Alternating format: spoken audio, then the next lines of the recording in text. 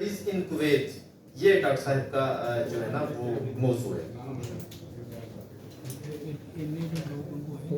जल्दी पीछे आके जल्दी कर ले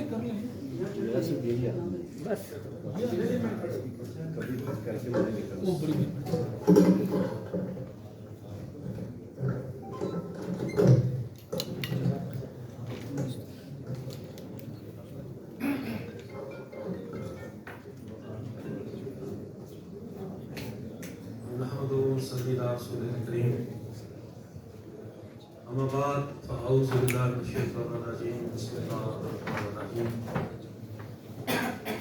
ज़ीनत मसनद सदारत डॉक्टर अली अब्यार, मेहमानान एजाज़ साहबजादा सुल्तान साहिब, हिज एक्सीलेंसी डॉक्टर ज़हूर अहमद साहिब, दानिशवारान इकबाल, मेरी ये खुशबख्ती है मुझे जनाब प्रोफेसर डॉक्टर अब्दुल रऊफ रफ़ीकी साहब ने कुवैत से रुजू किया है और ताकि मैं अपनी कुवैत की निस्बत से मालूमात आपके सामने पेश कर सकूं।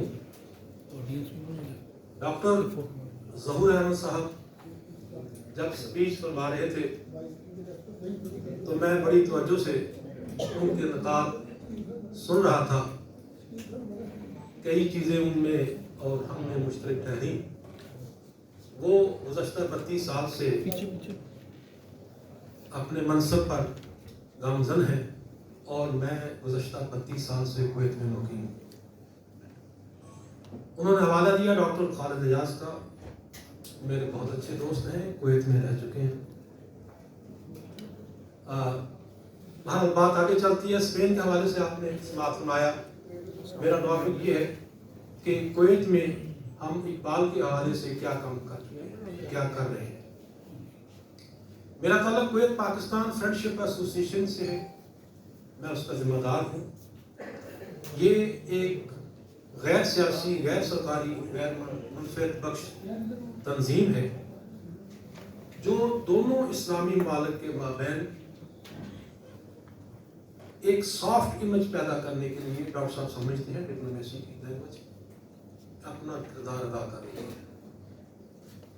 और उसमें जो पोटेंशियल कुवैती हैं और इस तरह का प्रोफेशनल पाकिस्तानी है, उसको इस तंजीम का हिस्सा बनाया गया है। जो सिटिंग एम्बेसडर होते हैं वो उसका पैटर्न चीफ होते हैं। डॉक्टर साहब सफरा कराम से बखूबी आगाह भी हैं। डॉक्टर साहब जनाब करामतुल्लाह खान गौरी, सैयद अबरार हुसैन, इफ्तिखार अब्बासी साहब, तार अजीज अब्बासी साहब और अभी रिसेंटली मलक मोहम्मद फारूक साहब। तो हम वहाँ जो कुवैती हजरात हैं उनको और हमारे पाकिस्तानी प्रोफेशनल्स, हम दोनों कंट्रीज के जो नेशनल डेज हैं वो एक ही अम्ब्रेला तले सेलिब्रेट करते हैं। उसमें ट्रेड एंड कल्चरल भी शामिल है। कल्चर के हवाले से हमारे वहाँ सेमिनार मुनक्कद होते हैं जो कि गुज़श्ता 30 साल से हम फ़िक्र इकबाल के हवाले से सेमिनार मुनक्कद कर रहे हैं, जिसमें हमारे कुवैती भाई भी होते हैं, सऊदी भी होते हैं, सूडानी भी होते हैं और मुख्तलिफ नेशनलिटी से लोग आते हैं और वो हम उसमें अपना इजहार करते हैं। कोविड के दिनों में हम वेबिनार पे चले गए थे। तो उन दिनों में आज की इस तकरीब में मेरे वो गेस्ट स्पीकर मौजूद हैं जो इस सेशन की सदारत भी कर रहे हैं। डॉक्टर अली अब्यार ने कोविड के दिनों में हमें कुवैत में ज्वाइन किया, वो यहाँ बैठे हुए, मेरे लिए एजाज़ है। तो हम इकबाल याद के हवाले से वहाँ दोनों कंट्रीज के मबैन काम कर रहे हैं। अब उनके रिलेशनशिप पे और इकबाल के फलसफे को वहाँ आम करने पर हुकूमत कुवैत की तरफ से खाकसार को प्राइड ऑफ परफॉर्मेंस भी मिला है। یہ پہلا پرائڈ آف آفس ہے جو کسی پاکستانی کو کویت میں دیا. اب ہمارے ہاں گزشتہ 30 سال سے جیسے میں نے عرض کیا کہ ہم سیمینار منعقد کرتے چلے آ رہے ہیں. اس کے علاوہ ہم بچوں کے مابین کچھ سپیچز بھی کرواتے ہیں, ٹیبلو بھی ہوتے ہیں, اور ایک ہم نے شاہین ایوارڈ کا بھی اجرا کر رکھا ہے, جو بچے مختلف لیول پہ پوزیشنز لیتے ہیں ان کو وہ شاہین ایوارڈ سے نوازا جاتا ہے. اب دانشورانی اقبال ایک چیز میں اور شیئر کروں. گزشتہ 20 سال سے جو بھی ایمبیسڈر تشریف لاتے ہیں, ایک ریگولر ہر سال ہم قرارداد پاس کرتے ہیں, بلکہ سمجھے اس قرارداد کا تجدید عہد کرتے ہیں. وہ قرارداد یہ ہے کہ کویت یونیورسٹی میں علامہ اقبال چیئر قائم کی جائے. اس پہ ہمارا جو ورکنگ ریلیشن شپ ہے ایمبیسڈر صاحب کے ساتھ, کویت یونیورسٹی کے ساتھ, اور پاکستانی کمیونٹی ان کویت اس کے اخراجات برداشت کرنے کے لیے بھی تیار ہے.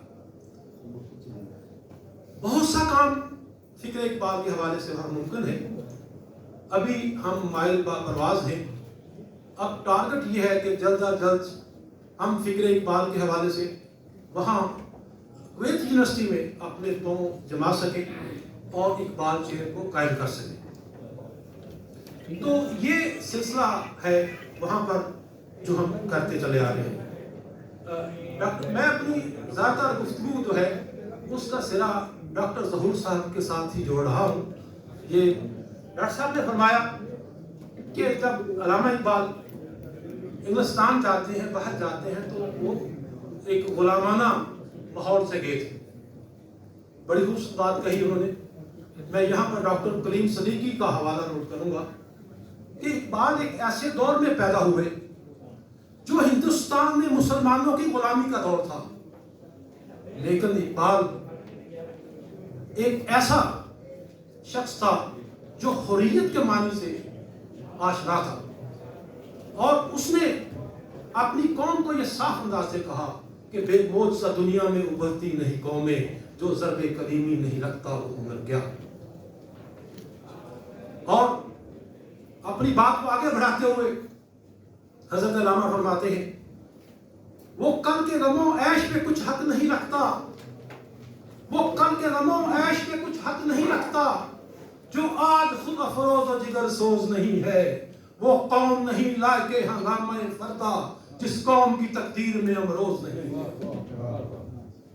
مہاتما گاندھی نے جو انداز اختیار کیا تھا بھوکر تال کا, اس کو للکارا, رشی کے فاقوں سے ٹوٹا نہ بہمن قتلس, آسانہ ہو تو کریمی ہے کارے بے بنیاد.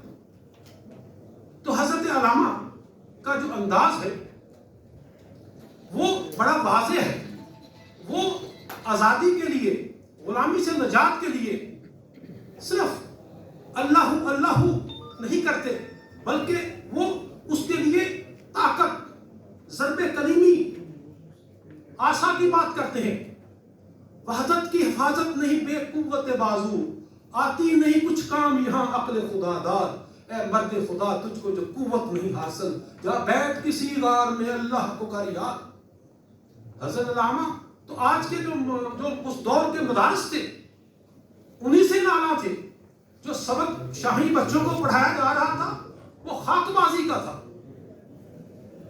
اور حضرت علامہ نے اپنے کلام میں اس کی نفی کی ہے.